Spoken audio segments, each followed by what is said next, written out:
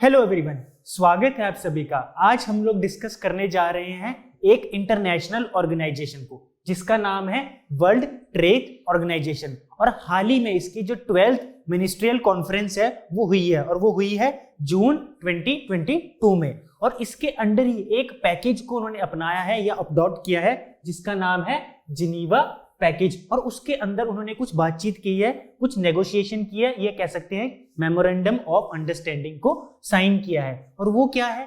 First of all वो बात कर रही है कि जो फिशरी सेक्टर है उसके अंदर हमें जो सब्सिडीज हम लोग प्रोवाइड कर रहे हैं, जो मेंबर कंट्रीज है, उसको हमें रिड्यूस करना है। क्यों? क्योंकि उसकी वजह से कहीं ना कहीं जो ट्रेड डिस्टॉर्शन होता है, ट्रेड में कहीं ना कहीं हर्डल्स, ऑब्स्टेकल्स क्रिएट होते हैं। फर्स्ट ऑफ ऑल तो उस पर बात की गई है। सेकेंड बात की गई है कि food security, global food security पे बात की है, उसकी अफोर्डेबिलिटी, अवेलेबिलिटी, एक्सेसिबिलिटी, ये 3 A's पे बात की है उन्होंने।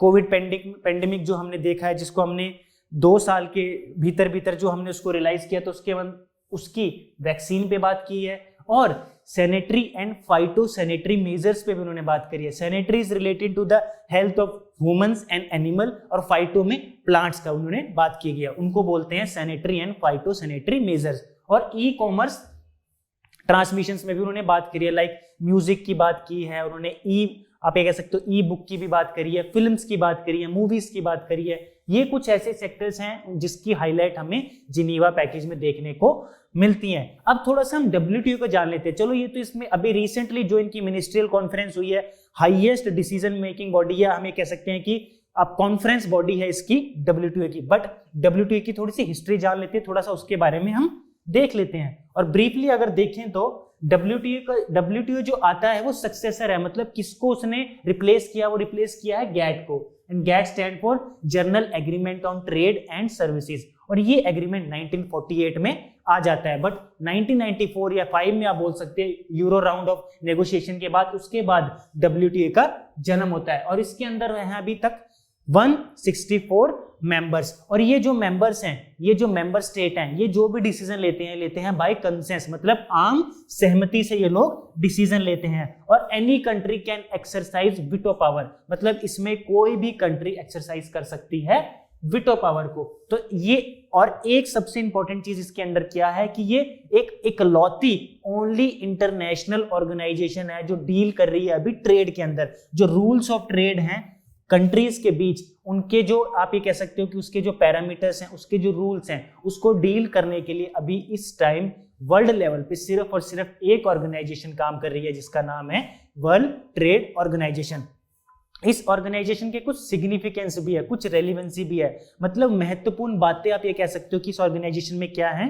वो ये है कि इसने अभी तक 6 एग्रीमेंट को साइन किया है। और वो 6 एग्रीमेंट कौन कौन से हैं? फर्स्ट एग्रीमेंट है एग्रीमेंट ऑन एग्रीकल्चर, इसको हम बोल सकते हैं AOA, मतलब एग्रीमेंट ऑन एग्रीकल्चर। इसके अंदर कुछ ये बाइंडिंग एंड कमिटमेंट करती है, मतलब बाइंडिंग एंड स्पेसिफिक कमिटमेंट्स की बात करता है ये, ठीक है। और 3 एस्पेक्ट्स को कवर करता है एग्रीमेंट, जो है इसमें मार्केट एक्सेस की बात की गई है, एक्सपोर्ट सब्सिडाइजेशन की बात की गई है, और डोमेस्टिक सपोर्ट की बात की है कि मार्केट एक्सेस होना चाहिए। 2 कंट्रीज इसके मेंबर्स हैं। उसके बाद इसमें बात की गई है डोमेस्टिक सपोर्ट की, मतलब जो कंट्रीज अपने डोमेस्टिक प्रोडक्शन में जो भी फार्मर्स हैं, प्रोड्यूसर्स हैं, उनको जो डोमेस्टिक सपोर्ट प्रोवाइड कर रहा है उसकी बात की गई है। और एक्सपोर्ट सब्सिडाइजेशन की बात की गई है। पहला एग्रीमेंट WTO के अंदर ये है। सेकेंड एग्रीमेंट है एग्रीमेंट ऑन ट्रिप्स, मतलब trade related aspects on intellectual property right, मतलब इंटेलेक्चुअल प्रॉपर्टी राइट्स की भी WTO बात करता है इस एग्रीमेंट के अंदर। और उसमें 2 सबसे महत्वपूर्ण बातें करता है। एक बात करता है MFN क्लॉज, मतलब मोस्ट फेवर्ड नेशन क्लॉज। इसको हम ऐसे समझेंगे, अगर एक कंट्री दूसरी कंट्री को कुछ ट्रेड प्रेफरेंसेस देती है, तो जो कंट्री ट्रेड प्रेफरेंसेस दे रही है, तो वही ट्रेड प्रेफरेंसेस वो दूसरी और कंट्रीज को भी देगी। तो सिंपल मोटा मोटी MFN स्टेटस ये बात करता है। उसके बाद हायर प्रोटेक्शन की बात की गई है, मतलब जो सुरक्षित रहेंगे, क्या सुरक्षित रहेंगे? वो रहेंगे इंटेलेक्चुअल प्रॉपर्टी राइट्स। तो वो जो ये सारा मैकेनिज्म आता है वो WTO के ट्रिप्स वाले एग्रीमेंट में आता है। जो और एग्रीमेंट्स है सैनिटरी एंड फाइटोसैनिटरी मेजर्स में हेल्थ पे बात की गई है, प्लांट्स, एनिमल, ह्यूमन, ये जो भी आप केमिकल फर्टिलाइजर्स बोल सकते हो, पेस्टिसाइड्स बोल सकते हो, इनका जो सारा मैकेनिज्म है, ये सारी बातें इस एग्रीमेंट के अंदर की जाती है। और एक एग्रीमेंट है टेक्निकल बैरियर टू ट्रेड, मतलब कुछ स्टैंडर्ड्स, कुछ रूल्स, कुछ रेगुलेशंस जो कंट्रीज बना देती हैं, मतलब कहीं ना कहीं ट्रेड को हैम्पर करने के लिए, हर्डल क्रिएट करने के लिए, ऑब्स्टेकल क्रिएट करने के लिए, तो उसके लिए भी एक एग्रीमेंट बनाया गया है जिसका नाम है टेक्निकल बैरियर टू ट्रेड। इस एग्रीमेंट में क्या किया जाता है कि प्रोसेस को स्ट्रीमलाइन किया जाता है, स्मूथ किया जाता है, जिससे जो व्यापार है, जो ट्रेड है, वो कंट्रीज के बीच एक अच्छे आप ये कह सकते हो अच्छे स्तर पे किया जा सके। उसके बाद एक एग्रीमेंट है ट्रेड रिलेटेड इन्वेस्टमेंट मेजर्स, जो भी इन्वेस्टमेंट एक कंट्री दूसरी कंट्री में जाके करती है उससे रिलेटेड जो भी प्रोटेक्शंस, जो भी रेगुलेशंस, जो भी कमिटमेंट आप ये कह सकते हो, जो भी उसके अंदर फंडामेंटल्स हैं, उसकी जो बात की जाती है वो agreement on trade related investment measures में की जाती है। और एक और एग्रीमेंट है इसके अंदर, journal agreement on trade in services. ये एग्रीमेंट गुड्स और सर्विसेज दोनों की बात करता है। अब आपने देखा कि WTO का जो पूरा स्ट्रक्चर है, आप ये कह सकते हो मैंडेट है, वो बहुत कॉम्प्रिहेंसिव है, बट इसके अंदर कुछ चैलेंजेस भी हैं। उन चैलेंजेस को अगर हम ध्यान से देखें तो वो क्या है? अगर पहला चैलेंज जो अब उभर के आ रहा है वो आ रहा है चाइना की तरफ से, क्योंकि जो चाइना की पॉलिसी है, जो चाइना की ट्रेडिंग पॉलिसी है, या आप कह सकते हो जो भी वो व्यापार को लेके जो भी प्रैक्टिसेस अपना रहा है, वो कहीं ना कहीं ट्रेड डिस्टॉर्टेड है, मतलब ट्रेड को वो कहीं ना कहीं डिस्टर्ब कर रही है। तो इसकी वजह से जो चाइना अपना रोल इसके अंदर प्ले कर रहा है, और जो WTO में और कंट्रीज इस चीज को देख रही हैं, वो कैसे देख रही हैं कि जो चाइना है वो मैन्युफैक्चरिंग हब है, वो कहीं ना कहीं डंपिंग की अपनी पॉलिसी को, या आप कह सकते हो डंपिंग की जो स्ट्रेटेजी है उसको ज्यादा अपना रहा है। तो फर्स्ट ऑफ ऑल हमारे लिए ये चैलेंज है।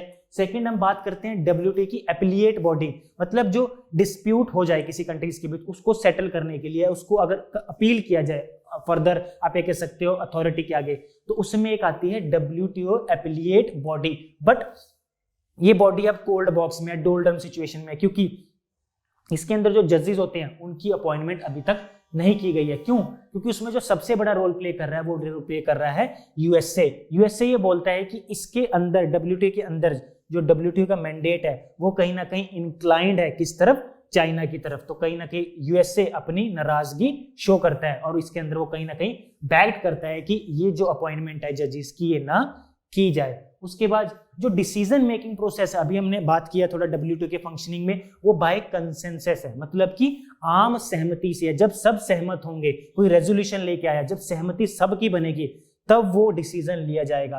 अब अगर आप इस चीज में देखो तो ये तो बिल्कुल लाजमी है कि अगर डिसीजन लिया जाएगा कंसेंसस से, आम सहमति से, तो वो डिसीजन कहीं ना कहीं आप ये कह सकते हो लेंथी भी होगा, कहीं ना कहीं लिंगरिंग होगा, मतलब वो लटकने वाला डिसीजन होगा और उसमें इतनी ज्यादा स्ट्रेंथ नहीं होगी। तो डिसीजन मेकिंग जो प्रोसेस है वो लेंथी है क्योंकि वो बाय कंसेंसस है। उसके बाद लैक ऑफ इंक्लूसिवनेस, या आप बोल सकते हो इंक्लूसिविटी, मतलब इसमें कुछ ऐसी कंट्रीज हैं जो अभी भी इसके मेंबर नहीं है, जैसे कि ईरान, इराक, लेबनान और कुछ कंट्रीज ऐसी हैं, ये कंट्रीज इसका मेंबर नहीं है। तो कहीं ना कहीं ये बॉडी कहीं ना कहीं फुल्ली रिप्रेजेंटेटिव नहीं है, फुल्ली कहीं ना कहीं इंक्लूजन नहीं है इस इतनी बड़ी ऑर्गेनाइजेशन में। और अभी इसको चैलेंज करने के लिए अब WTO की जो फंक्शनिंग है वो कहीं ना कहीं ऐसी फंक्शनिंग है कि वो अराइज करती है, वो बर्थ देती है रीजनल ब्लॉक्स में और ट्रेडिंग रिजीम को जन्म देने के लिए, और वो जन्म दे दिया गया है किसके थ्रू? RCEP और IPEF के through, regional comprehensive economic partnership, जो इंडो पैसिफिक रीजन में ये इकोनॉमिक ब्लॉक जिसके अंदर 10 आसियान कंट्रीज और 5 कंट्रीज और अपना रोल प्ले कर रही है, बट इसके अंदर इंडिया नहीं है। और सेकंड है इंडो पैसिफिक इकोनॉमिक फ्रेमवर्क, जिसको लीड कर रहा है अमेरिका, इंडिया इसका मेंबर है। तो जब ये इकोनॉमिक ब्लॉक्स वर्ल्ड लेवल पे काम कर रहे हैं तो कहीं ना कहीं आप ये कह सकते हो कि जो WTO का जो स्ट्रक्चर है, WTO का जो रुतबा है, उस पर कहीं ना कहीं एक ये आप ये कह सकते हो कि इफेक्ट है, उस पर कहीं ना कहीं एक टारगेट किया गया है, हिट किया गया है।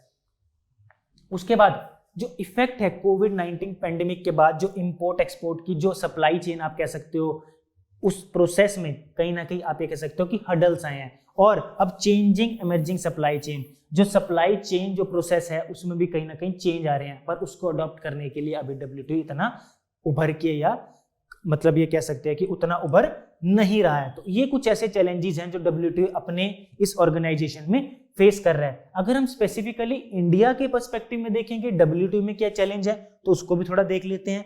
तो फर्स्ट चैलेंज इंडिया जो देखता है, इंडिया डेवलपिंग कंट्रीज है, और सबसे इंपॉर्टेंट चीज इसमें WTO ऑर्गेनाइजेशन में कोई कंट्री डेवलप्ड है या डेवलपिंग है, वो कंट्रीज खुद ही डिसाइड करती है। तो इसमें इंडिया ने और चाइना ने अपने आप को डेवलपिंग स्टेटस का दर्जा दे रखा है। अगर ऐसा कर रखा है तो India first of all provide करता है, क्या करता है, फिशिंग सब्सिडरी, मतलब अपने यहाँ पे जो अपने कह सकते हैं फिशरमैन है या प्रोड्यूसर्स हैं फार्मर सेक्टर में, एग्रीकल्चर सेक्टर में, वहां कहीं ना कहीं सब्सिडी प्रोवाइड करता है। तो कहीं ना कहीं अब इस अगर जब वो एक्सपोर्ट करते हैं तो कहीं ना कहीं उसका प्राइस एक लोअर लेवल पे रहता है as compare to other countries. तो इसको एज ए देखा जाता है ट्रेड डिस्टॉर्शन प्रैक्टिसेस। बट कुछ लेवल पे इंडिया को ये परमिट भी किया गया है। बट अब और कंट्रीज क्या डिमांड कर रहे हैं कि इंडिया इस ट्रेड डिस्टॉर्शन प्रैक्टिस को कहीं ना कहीं रिड्यूस करे। तो फर्स्ट ऑफ ऑल हमारे लिए ये चैलेंज है। और इंडिया कंसिस्टेंटली, मतलब लगातार एक चीज की डिमांड कर रहा है। किसकी डिमांड कर रहा है कि परमानेंट सोल्यूशन, मतलब एक ऐसा सोल्यूशन दिया जाए जो परमानेंट हो। किस चीज पे? Public stock holding of food grains. India एक PDS सिस्टम पे काम करता है, मतलब पब्लिक डिस्ट्रीब्यूशन सिस्टम पे, MSP पे वो अपना क्या करता है, फार्मर से फूड ग्रेन्स को इकट्ठा करता है और वो BPL कैटेगरीज में जो लोग आते हैं या इन नेचुरल क्लैमिटीज या इन्वायरमेंटल डिजास्टर्स में उनको एक रीजनेबल रेट पे प्रोवाइड करता है। तो इस पे इंडिया एक परमानेंट सोल्यूशन चाहता है। कहाँ पे? WTO में। ओके, तो एक ये रिसेंट है, ये जो थर्ड पॉइंट है ये रिसेंट है। इसके अंदर क्या है कि इंडिया वीवर चाहता है, मतलब कुछ रहमत चाहता है। रहमत इन द सेंस कि इस चीज को थोड़ा सा ये चाहता है कि फेवर में आए, डिले हो। किस चीज में? Waiver of IPR, intellectual property right on COVID-19 vaccine production. जो COVID-19 वैक्सीन बन रही है उस पर कहीं ना कहीं इंटेलेक्चुअल प्रॉपर्टी राइट्स लिए जा रहे हैं कि ये हमारे इंटेलेक्ट से बनाई गई एक ऐसी दवाई है। वो किसी भी चीज में हो सकती है। अगर अभी तो हम स्पेसिफिकली वैक्सीन की बात कर रहे हैं तो इसके अंडर भी इंडिया को चैलेंजेस फेस करने पड़ रहे हैं। तो इंडिया अपना क्या प्रपोजल लेके आता है, आई थिंक साउथ अफ्रीका के साथ मिलके, कि इस पे वीवर प्रोवाइड हो, कि अभी आप इन चीजों पे इंटेलेक्चुअल प्रॉपर्टी राइट ना लें, क्योंकि हमारी कंट्रीज में या और भी कंट्रीज में कुछ ऐसी कंट्रीज हैं जहां पे ये वैक्सीन नहीं बनी है। तो इस वैक्सीन को अगर हम ग्लोबली प्रोवाइड या ग्लोबली कवरेज चाहते हैं तो अभी इस चीज पे वीवर हमें दिया जाना चाहिए। और एक सबसे इंपॉर्टेंट है कि non tariff barriers. Tariff barriers is related to taxes and non tariff barriers like, आप ये कह सकते हैं टेक्निकल बैरियर टू ट्रेड। मतलब टेक्निकल बैरियर्स हैं, मतलब रूल्स, स्टैंडर्ड, आप ये कह सकते हैं कि इतने ज्यादा वो क्रिएट कर दिए गए हैं कि कहीं ना कहीं वो ट्रेड को, व्यापार को, के इंपोर्ट और एक्सपोर्ट, मतलब आयात और निर्यात को वो कहीं ना कहीं ज्यादा हैम्पर कर रहे हैं। और सेकंड है सैनिटरी एंड फाइटोसैनिटरी मेजर्स, जो अभी हमने प्रीवियस स्लाइड्स में देखा। उसके बाद इंडिया एक चीज पे और इच्छुक है। उस किस चीज पे इच्छुक है, मतलब त्रिव इच्छा इंडिया की, कि इस पे भी बात करो आप WTO में। किस चीज में? कि नॉन ट्रेड इशू में, मतलब जो व्यापार से अपना ताल्लुकात ना रखते हो मुद्दे, उन पे भी बात हो। जैसे इन्वायरमेंटल कंसर्न पे इंडिया बात करता है, इन्वायरमेंटल इश्यूज पे बात करता है, लेबर स्टैंडर्ड पे बात करता है। कि इंडिया ये बोलता है कि इन इश्यूज पे भी बात की जानी चाहिए, ताकि इस ऑर्गेनाइजेशन को हम जिस उद्देश्य से देख रहे हैं वो अपना उद्देश्य इसका पूरा हो सके। अभी आपने देखा कि इंडिया के पर्सपेक्टिव में भी चैलेंजेस हैं और भी चैलेंजेस हैं। तो WTO को कहीं ना कहीं रिवैम्ड होने की जरूरत है। रिवैम्ड होने की क्यों जरूरत है और किन किन सेक्टर में होने की जरूरत है, अगर हम उसको कंक्लूजन में देखें तो वो कैसे देखेंगे कि नीड ऑफ द आवर, कि इस टाइम की जरूरत क्या है कि रिवैम्ड किया जाए WTO के स्ट्रक्चर को, मैंडेट को और उसके फंक्शनिंग को। उसमें कुछ पैरामीटर्स हैं। अगर हम पहला पैरामीटर्स देखें, वो देखें कंसेंसस, मतलब कहीं ना कहीं अगर हमें किसी चीज पे फर्म डिसीजन लेना है, कोई प्रपोजल कोई कंट्री रखती है, तो हम एक चीज में कहीं ना कहीं उलझेंगे। वो क्या उलझेंगे? कि कंसेंसस, आम सहमति सभी की बनना अपने आप में कहीं ना कहीं एक ये मुश्किल सा हो जाता है, और उसकी वजह से प्रोसेस लंबा होता है और डिसीजन लेने में प्रॉब्लम होती है। तो फर्स्ट ऑफ ऑल कंसेंसस पे बात की जानी चाहिए। सेकंड, रिप्रेजेंटेशन में, मतलब अभी राइट नाउ 164 मेंबर्स हैं और कुछ कंट्रीज इसके मेंबर नहीं है जिनको मेंबर होना चाहिए। तो इस बॉडी को फुल्ली रिप्रेजेंट अगर किया जाए तो आने वाले वक्त में व्यापार और आप कह सकते हो कि और स्ट्रेंथन हो सकता है और उसको क्या मिल सकती है, उसको और बूस्ट मिल सकती है। और अगर ये cater the need of emerging scenario, emerging scenario कैसे देखा हमने? रिसेप देखा, इंडो पैसिफिक इकोनॉमिक फ्रेमवर्क देखा। अब ये इकोनॉमिक ब्लॉक्स आए ही क्यों? इनको आने के लिए मजबूर कहीं ना कहीं किया गया होगा कि एक बड़े लेवल पे जो ऑर्गेनाइजेशन काम कर रही है वो अपना फंक्शन इतने अच्छे तरीके से नहीं कर पा रही है कि ये इन ब्लॉक्स को आने की जरूरत पड़ी। तो और वो बड़ा ब्लॉक क्या है? वो है WTO, राइट। उसके बाद इसको अपने डिस्प्यूट सेटलमेंट बॉडी को स्ट्रेंथन करना चाहिए कि जो अगर किसी कंट्रीज के बीच किसी चीज को लेके बहस हो जाए, कहीं ना कहीं तीखी वार्तालाप हो जाए और उसका सोल्यूशन हमें चाहिए और ट्रेड रिलेटेड एस्पेक्ट्स पे ये होना ही होना है, तो उसके लिए डिस्प्यूट सेटलमेंट बॉडी को भी आप ये कह सकते हो कि WTO में स्ट्रेंथन किया जाना चाहिए। और जो इसकी एपिलिएट बॉडी है जिसपे कहीं ना कहीं यूएसए अभी एक रोक लगा रहा है कि जो इसके जजेस हैं इनको अपॉइंटमेंट ना दी जाए, तो इस चीज पे भी कहीं ना कहीं हमें मिलके और पर्टिकुलरली यूएसए को भी सोचना चाहिए कि अगर हम इस लेवल पे काम कर रहे हैं, वर्ल्ड लेवल पे काम कर रहे हैं, इंक्लूसिविटी सोसाइटी हम चाहते हैं, वर्ल्ड लेवल पे हम ट्रेड को बॉलिस्टर करना चाहते हैं, बढ़ाना चाहते हैं, इनहेंस करना चाहते हैं, तो हमें जो इसके स्ट्रक्चर है, इसका मैंडेट है, उसको स्ट्रॉन्ग करना चाहिए जिससे उसकी फंक्शनिंग और स्ट्रॉन्ग हो चुके। So this is all about WTO।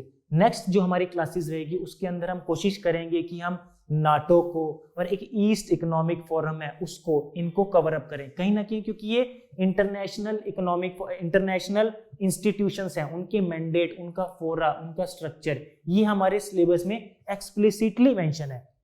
इसलिए आज हमने डेलिबरेटली WTO को किया। जो नेक्स्ट हमारी क्लासेस रहेगी उसमें हम जो भी इंटरनेशनल ऑर्गेनाइजेशंस हैं, उनके स्ट्रक्चर हैं, उनके मैंडेट हैं और रिसेंटली वो न्यूज़ में क्यों है, उस अकॉर्डिंग उस टॉपिक्स को कवर करते चलेंगे। So this is all about today's class. Thank you so much.